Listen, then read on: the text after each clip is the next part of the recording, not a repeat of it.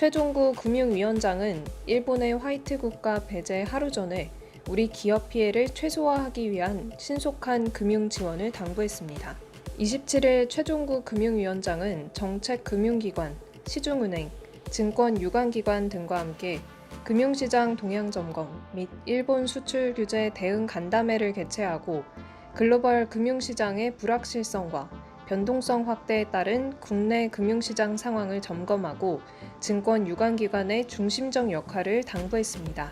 이날 최 위원장은 모두 발언에서 최근 글로벌 금융시장 움직임은 불확실성 확대와 이에 따른 시장 변동성 확대로 특정 지을 수 있다며 미중 무역 갈등이 고조되고 홍콩 사태, 글로벌 경기 둔화 우려 등 다양한 리스크 요인이 중첩적으로 가세하면서 국제적으로 주가, 환율 등의 변동성이 크게 확대되는 모습이라고 말했습니다.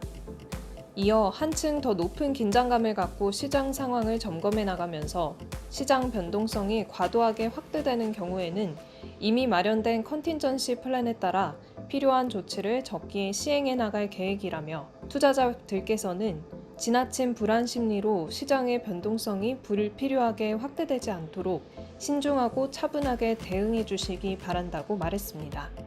또 일본 수출 규제 하루를 앞두고 최 위원장은 우리 정부의 지속적인 대화 요청과 외교적 문제 해결 노력에도 불구하고 일본 측은 여전히 기존 입장만을 고수하고 있어 문제가 장기화될 수도 있는 상황이라며 일본의 부당한 수출 규제로 인해 우리 기업들이 어려움을 겪지 않도록 금융부문이 완충해주는 역할을 수행해야 한다고 말했습니다.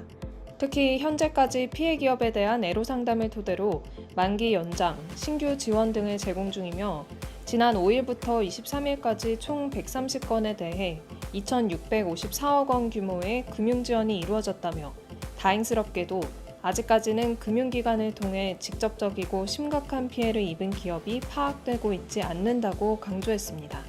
다만 상당수 기업이 향후 발생할지도 모를 수입 수출 차질 등에 대한 불안감을 갖고 있으며 우리 기업의 불안감 해소를 위해 금융부문에서 보다 적극적이고 신속하게 지원해야 할 것이라고 당부했습니다.